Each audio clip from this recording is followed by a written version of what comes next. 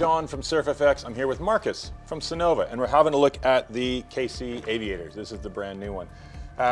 Lucky we got Marcus here because, yeah, he lives on the coast, which is great, where they test the boards. Now, yeah, let's look at the differences. This is the brand new one we just got in. Start on the top, work our way down. Changes in the deck and overall outline. Yep, the outline's kind of similar through the nose. If you were looking at our older model, it's a little bit pinnier in the tail. Especially the bottom contours of the outline. It's not really the outline visually, but you'll see when we flip it over.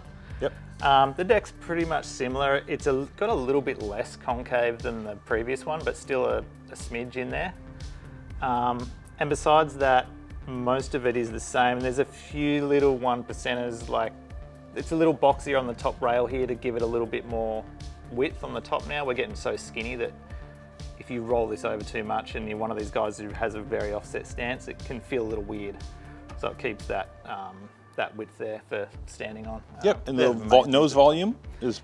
Pretty similar. I don't like to get it too beefy because it's all swing weight, but obviously you don't want too little. But most of that is in the width more than like the deck shape, I'd say. Not the width, sorry, the thickness. Yep. Now these do have quite a vertical rail. Yep. And they're carbon on that on this construction. Then shaping into the bottom. Now you notice straight away, I noticed straight away that the chine kind of starts off on a just nice angle, then it goes into a real concave through that kind of standing area, and then flattens off again, and then goes to a wide chine through the tail, giving a point. Yeah. Yeah, so the bottom shape is like drastically different to the previous model that had the V in the nose. Yeah. The round nose is nice. I quite like the round shape in the nose, but not all the way through the board because we're losing too much stability. The round nose, we're paddling in choppy water, so it paddles through the water nicely. And then you got this area where the water starts to feed through, and you've got this sort of, it's almost like a flat bottom, but it's not flat. And it's got this concave chine, and it keeps the width right out at the side here. If this was really rolled, the board becomes less stable. So we can, and you hide a bit of volume there that you would have lost as well with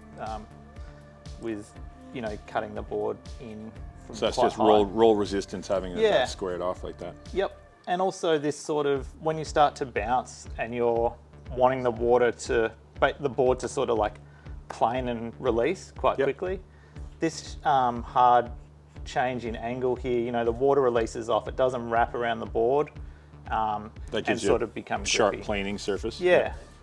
Yep, and then through to the tail, the big difference in shape is this, it becomes really highly V. There's almost no side up here and it's all V.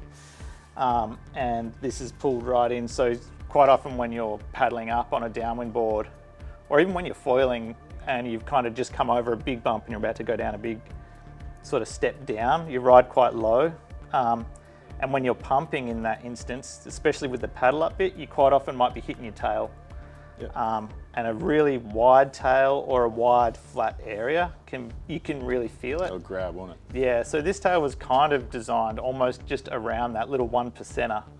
Also, when you are paddling up, if you do have a really wide tail, let's say it was just flat all the way out to the side, when you are trying to do that board motion where you're pumping, you're moving a lot of water and the board is quite hard to do that. So it takes a little effort out of it for the pumping side of things as you are coming out of the water. Box placements? Yeah, pretty much standard these days, I think, quite far forward. It's all relative to the volume. So basically, the boards everyone are riding now are long and skinny, which is a little bit forgiving as far as where you can stand, but the board does want you to stand in a certain spot. If you stand too far back, obviously do a mono and an endo if you're too far forward, or bury the nose. So the box placement is based around, you should be able to paddle up and then foil in the same position.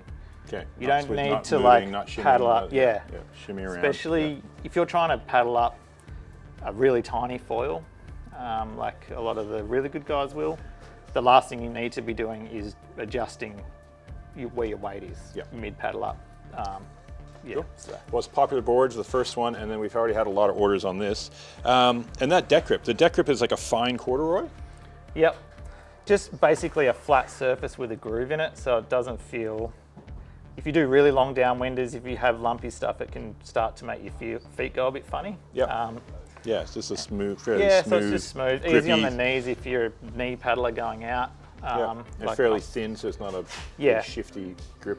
Yep, trying to keep the board as thin as possible. So, as thin as we can do without it being too thin and then, causing any damage or depression. So, yeah, it's pretty much that. The other thing with the foil box is they are a 14.5-inch custom box that we get made for us. Okay. So you've got a bit more. Yeah, some good range. Yeah, but you don't have the 16-inch, which is huge. Yeah, no one's going to go all the way to the front. Yeah, I mean, And I no don't one's think definitely now gonna- with the brands, they're all sort No of one's coming coming to the closer back. together where they Yeah. get bolted in. So, yeah. Yeah, It easy. seems like a size that works across every single brand, whether it's a foil brand that's placed back or one that's really far forward.